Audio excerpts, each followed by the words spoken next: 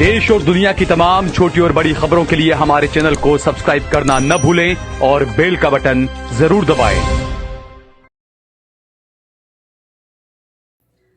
नमस्कार दोस्तों, स्वागत है आपका देश लाइव में और आपके साथ एक बार फिर से मैं हूं आशिमा त्यागी। दोस्तों फिर हाजिर हूं एक महत्वपूर्ण मुद्दे पर आपसे बात करने के लिए। और आज का जो टॉपिक है वो बेहद गंभीर भी है। दरअसल मामला उत्तर प्रदेश के गोंडा से है।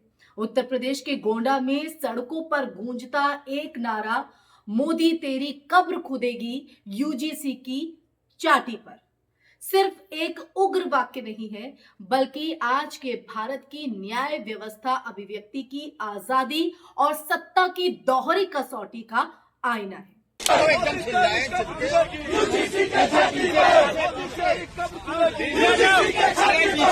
जिनको देश ने नकार दिया है, जिन्हें देश अब स्वीकार करने के लिए तैयार नहीं है, जो निराशा की गर्त में डूब चुके हैं, वो आजकल माला जपते हैं, माला।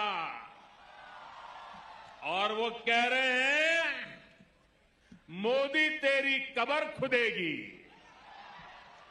ये निराशा के गर्त में डूबे लोग ये कह रहे हैं, माला जपते जपते कह रहे हैं मोदी तेरी कब्र खुदेगी। दोस्तों सवाल ये नहीं है कि नारा अच्छा है या बुरा, सवाल ये है कि नारा लगाने वाला कौन है, क्योंकि यही पहचान तय करती है कि मामला लोकतांत्रिक विरोध कहलाएगा या देशद्रोह, उकसावे या शांति भंग की धाराओं में जेल का रास्ता दिखाया जाएगा।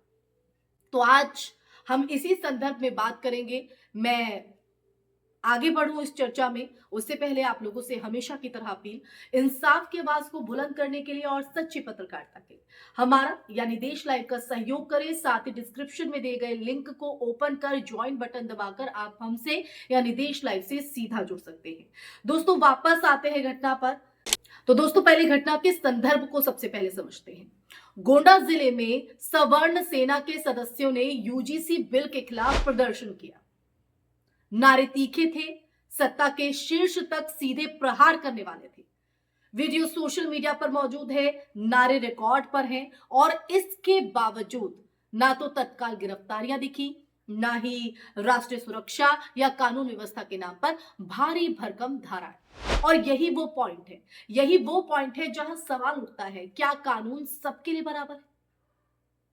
तुलना जो सिस्टम को बेनकाब करती है, यही या इससे भी हल्के नारे जब मुसलमानों या दलित नेताओं की तरफ से लगाए गए, तब तस्वीर बिल्कुल अलग रही। कहीं राजद्रोह, कहीं आईटी एक्ट, कहीं एनएसए और लोक सलाखों के पीछे। तो कई मामलों में बाद में अदालत ने फटकार भी लगाई दोस्तों, जमानत दी, यहां तक कि यह भी कहा कि नारे से सरकार गिर नहीं जाती। लेकिन तब तक संदेश जा चुका था। कुछ समुदायों के लिए नारा अपराध है और कुछ के लिए अधिकार। ये मैं नहीं कह रही हूं, ये आज की परिस्थितियां कह रही हैं, आज की जो तस्वीरें हैं वो बताती हैं, आज का माहौल कह रहा है। यूजीसी बिल और असहमति का सवाल। यूजीसी बिल को लेकर देश भर में छात्र, शिक्षकों, सामाजिक समूहों में असंतोष है, विरोध है। आरोप है कि ये केंद्रीकरण बढ़ाता है और विश्वविद्यालयों की स्वायत्तता कम करता है और आरक्षण और प्रतिनिधित्व के ढांचे को कमजोर कर सकता है। ये आरोप है जिसके तहत ये विरोध दर्ज कराया जा रहा है। लोकतंत्र में ऐसे कानूनों का विरोध होना स्वाभाविक है, लेकिन विरोध का अधिकार तभी सार्थक है दोस्तों जब उसका मूल्यांकन पहचान से नहीं, आचरण से हो। तभी वो ठीक हो सकता है, ठीक दिशा में जा सकता है वो विरोध। अब कानून की धाराएं और चयनात्मक शक्ति। दरअसल भारतीय दंड संहिता और आईटी कानूनों में नफरत, हिंसा के उकसावे और शांति भंग से जुड़ी धाराएं मौजूद हैं। समस्या कानून में कम, उसके चयनात्मक प्रयोग में ज्यादा है।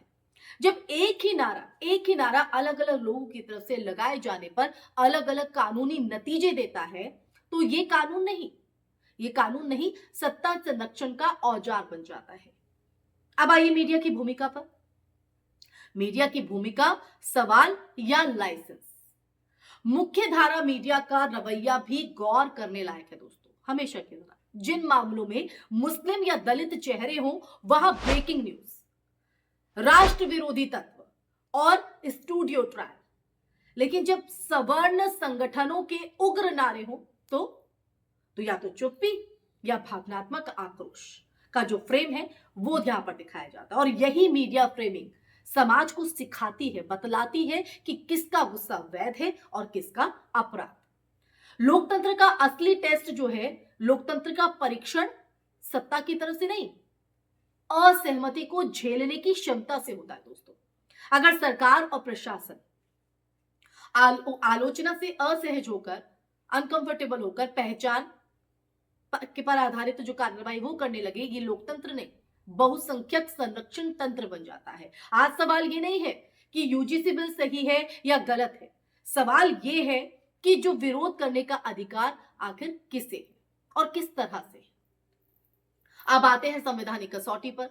संविधान अभिव्यक्ति की स्वतंत्रता देता है दोस्तों हमें, भले ही उस पर उचित प्रतिबंध हो, लेकिन उचित का मतलब आप समझ रहे हैं, उचित का मतलब समान होना चाहिए। अगर गोंडा में वही नारा लगाने पर कार्रवाई नहीं और किसी और शहर में वही नारा लगाने पर जेल हो, तो ये असमानता संविधान की आत्मा पर चोट है। ये जो असमानता है वो संविधान की आत्मा पर चोट है दोस्तों। अब आते हैं राजनीतिक संदेश और भविष्य पर। ये जो घटनाएं हैं वो एक खतरनाक संदेश देती है कि सत्ता के करीब माने जाने वाले समूहों को अतिरिक्त छूट है। ये छूट आज किसी और के खिलाफ इस्तेमाल हो रही है, कल किसी और पर भी हो सकती है। इतिहास गवाह है कि चयनात्मक न्याय अंततः सबको असुरक्षित करता है। जी हां, सबको असुरक्षित। तो दोस्तों ये जो घटनाएं हैं वो कहीं ना कहीं जो ध्रुवीकरण की राजनीति है उस पर भी सीधे तौर पर इशारा करती है, जो कि शासन प्रशासन दोनों को सवालों पर खड़ी करती है। तो आज का सवाल बहुत सीधा है। अगर गोंडा में सवर्ण सेना के नारे लोकतांत्रिक आक्रोश हैं, तो वही नारे मुसलमानों और दलितों के लिए अपराध क्यों? क्या कानून का रंग बदल जाता है या फिर कानून एक ही है, बस तराजू के जो पलड़े हैं वो अलग अलग हैं? याद रखिए कि जिस दिन हम पहचान देखकर न्याय को सही ठहराने लगेंगे, उस दिन न्याय नहीं बचेगा, सिर्फ ताकत बचेगी, सिर्फ ताकत।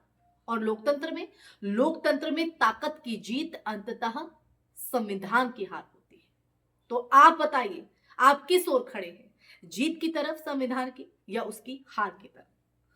इसी के साथ इस चर्चा में फिलहाल के लिए बस इतना ही। ये सवाल जो मैंने आप पर आखिर में छोड़ा है, इसका जवाब जरूर दीजिएगा कमेंट सेक्शन में अपनी कमेंट के जरिए। साथ ही आप मेरी बात से कितना इत्तेफाक रखते हैं, ये सच जानकर आपके मन में किस तरह के विचार हैं, आपका नजरिया क्या कहता है इस पर, वो भी जरूर बताइएगा दोस्तों, क्योंकि आपकी राय, आपका नजरिया बेहद महत्वपूर्ण है देश लाइव और देश हित के लिए।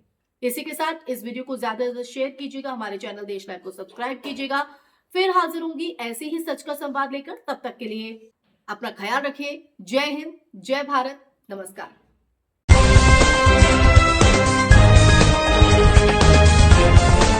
देश और दुनिया की तमाम छोटी और बड़ी खबरों के लिए हमारे चैनल को सब्सक्राइब करना न भूलें और बेल का बटन जरूर दबाएं।